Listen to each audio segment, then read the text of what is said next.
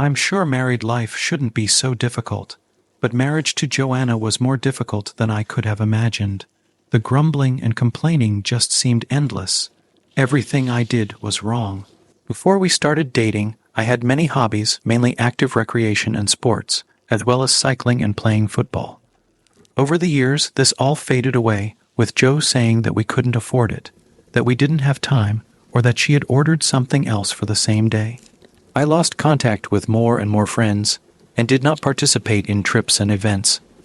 I was so infatuated with Joe that it took me years to realize what was happening, and it was only when I looked back after a few beers that I realized how much I had missed. Why marry someone if they are so perfect, and then try to change them? Even my friends and family became problems, not educated enough, drinking too much, or being too loud and rude to Joe's sensibilities. She seemed to take pride in her ability to control our lives and everything that happened in it. There is no end to it. Earn more, work even more, make lists of tasks. All this has become a habit for her. When we first started dating, she was caring, attentive, and quite flexible. There were a few hints of self-demanding, but nothing alarming, and I was fascinated by it.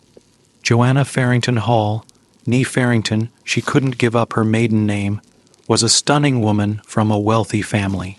I am Phil Hall, of course, not stunning and not that rich, but relative to myself, I have achieved good results.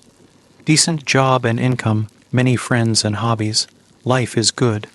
And then I met Joe, and everything got even better. Tall with long, straight blonde hair, pale skin, and a graceful English appearance, Joe commands attention. Her blue eyes seem as alive as her personality, always darting around but with an intense gaze. She is smart, determined, and well aware that she influences most males, but she knows how to deflect unwanted attention. No one was as shocked as I was when she asked me out. I just couldn't understand it. She was clearly out of my league, and I told her so. I'm sick of all these rich, arrogant assholes messing with me. You look different, maybe kinder, and I see that you often smile and joke with your friends. I like it. Next time you'll tell me that I'm a nice guy, and that's not the best reason for a date. She laughed, and she had me in her arms, that smile and eye contact. There was no way I could resist her, and she knew it. I literally lost my breath. I had to concentrate on breathing, and it felt like my heart was about to jump out of my chest. Despite my doubts and the fact that it was very early, I began to think that everything could work out.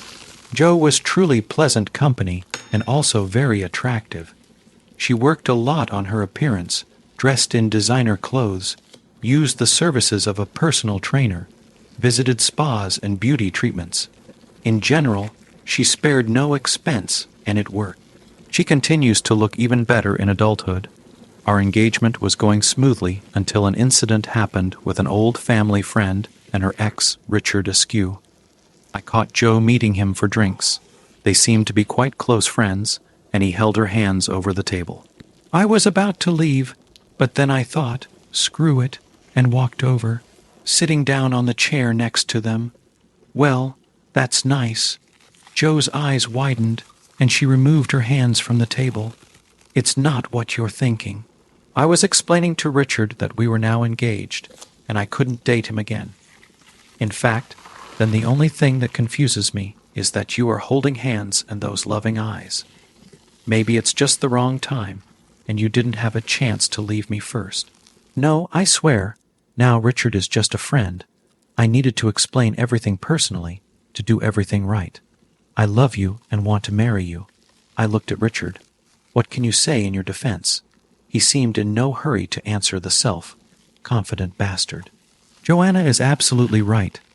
I asked her out without knowing she was engaged, and I'm glad she thinks highly enough of me to explain everything in person. I don't want to come between you. The words made sense, but I didn't like something about him. And he continued, I think I'd better leave you two to sort out your differences. Honestly, I wish you both the best. And also, Phil, you had a 1 in a million chance. You are a very lucky guy. Joe looked at me. Sorry, I should have told you that I was dating him. Are you telling me the truth, Joe? If it's not me you want, then it's better to sort things out now. You are all I need, please. You don't have to worry about anything. I'm all yours." Joe seemed determined to make amends in the bedroom, and I wasn't going to complain, even embellishing my experience a little because I liked the way she was making amends. There was a week left before the wedding, and I was already starting to get tired of the fact that I really was lucky. Only my mom seemed to think I was a good deal for Joe too. It wasn't the remarks themselves that bothered me so much as the fact that Joe seemed delighted by them. I was hoping to get at least some kind of protection or support. Maybe a hint that she was lucky too, or that I was a great guy, but it didn't come. Our conversations became more and more one-sided, and more attention was paid to her. At first, I chalked it up to wedding stress. However, much of this was stressful for me too. My initial proposal for a small celebration with close friends was rejected out of hand.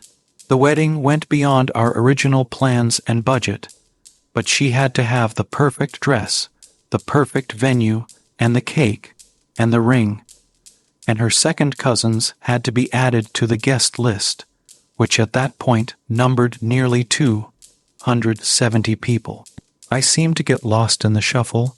I was often instructed, but usually ignored. I wondered if it would be noticeable if I just didn't show up, and I thought again about why she was marrying me.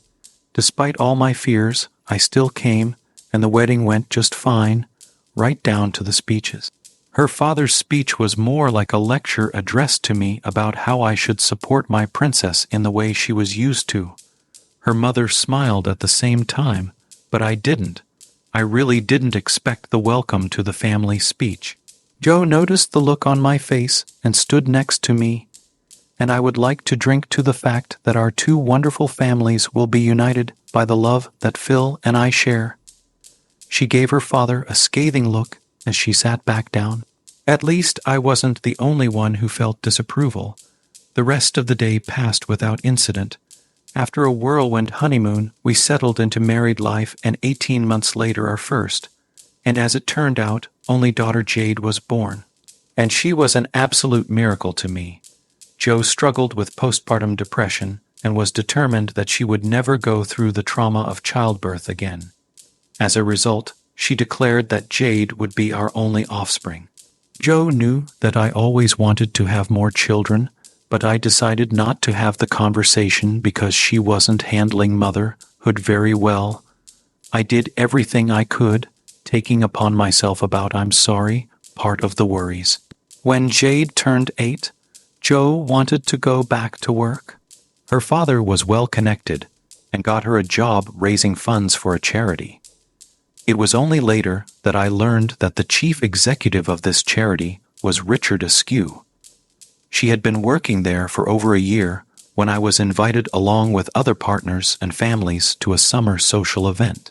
This year, it had a medieval theme with games and fundraising events for the charity. Most were dressed in fancy dress, the most popular being knights and ladies of the manor. To Joe's disappointment, I avoided participating in this event. She bought a lady of the manor outfit with an embroidered tunic, velvet headdress, bowler hat, and silk veil. There were all sorts of games, mock hand-to-hand combat with fake weapons and electronic sensors, knocking each other off logs over the water, and archery competitions. Richard won the mock fencing tournament. Only 4 people could ride well enough to compete. They used foam spears, which were nonetheless quite heavy, and managed to land several hits on the electronic shield sensors. They even managed to get one guy off his horse, although it looked like he would have fallen anyway. To be honest, it was all funny and fun. Then in front of everyone, Richard approached Joe and asked her for a small souvenir. She took off her veil and tied it to his spear, receiving applause. After that, flirting began before my eyes. I was unhappy that Joe was spending so much time with her boss, so I told her off. "What the hell are you up to?" She laughed. "I don't know. The young knight won my favor. This is not funny, Joe. Come on, Phil. Aren't you going to fight for your damsel in distress? Save her from a young scoundrel with a bad reputation? I shouldn't do this, and you don't look upset at all. On the contrary, you like it. We are married, and I thought we were committed to each other. Calm down. It's just a joke, is it true? You two turned on each other, and it makes me wonder what else you might be doing at work with these words I left.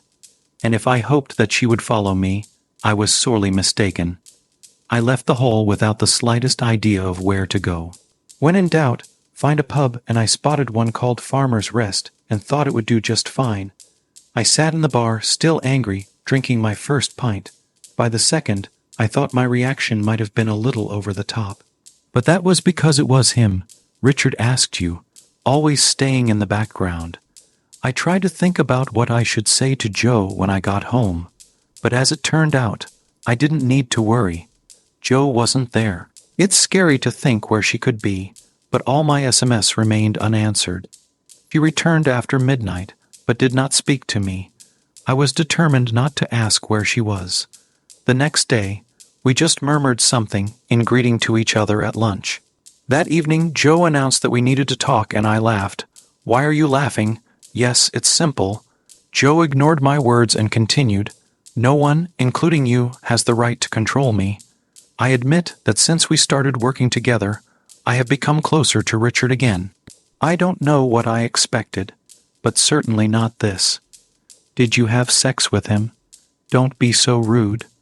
We have a history together. He was always partial to me. So have you already had sex with him? Stop saying that. I have to be honest and say that the attraction is mutual. Have you already had sex with him? You are such a child. I looked at her silently, incredulously. You left me at a charity event. He was next to me when you weren't there.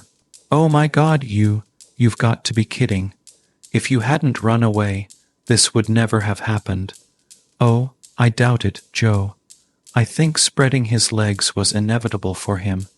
One quarrel, and you jump into his bed, and you have the audacity to accuse me that it is my fault that you became a traitor. I am not a traitor. Then what's the matter? Is it love? Are you leaving me for him? No, of course not. I love you. What then is a one-time mistake? You feel guilty. This doesn't mean anything. You only love me.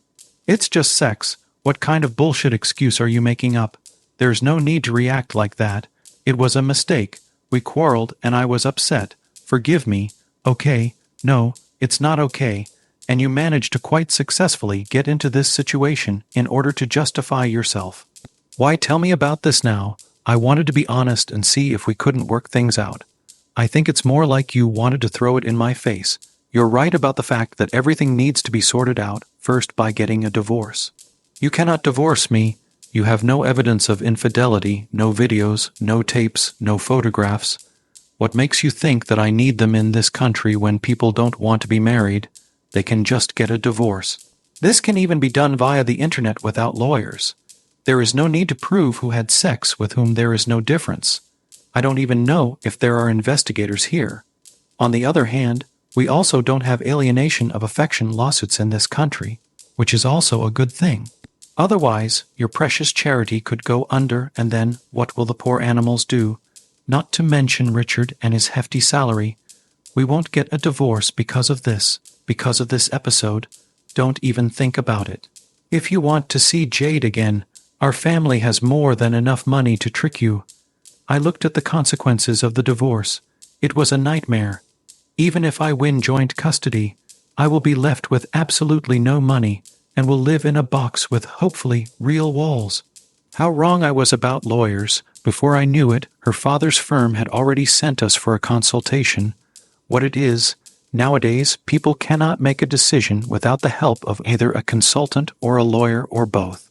Forget about thinking for yourself. And one more thing. Why should I move out? Because it was you who had an affair. It wasn't a romance, and I need time to find myself and understand what I want. Find yourself? Really? I thought the problem was that Richard caught you with your legs spread. This won't help, Mr. Hall. Doctor, Taylor allowed a slight frown to appear on her usually stoic face.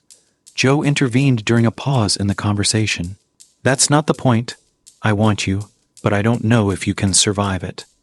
I'm not content with having to apologize for the next 40 years. Did you apologize? I mean, I've heard the word sorry, but not once have you said it convincingly. Oh, grow up. I apologize and we have to move on.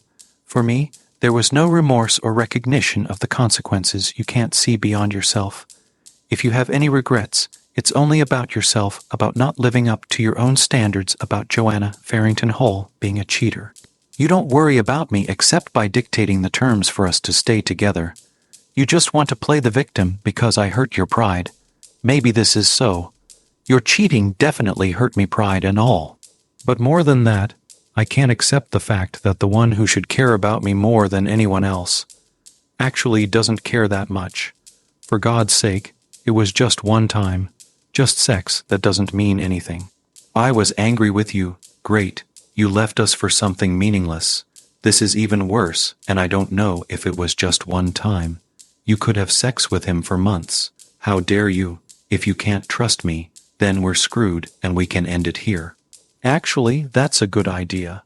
A very good one.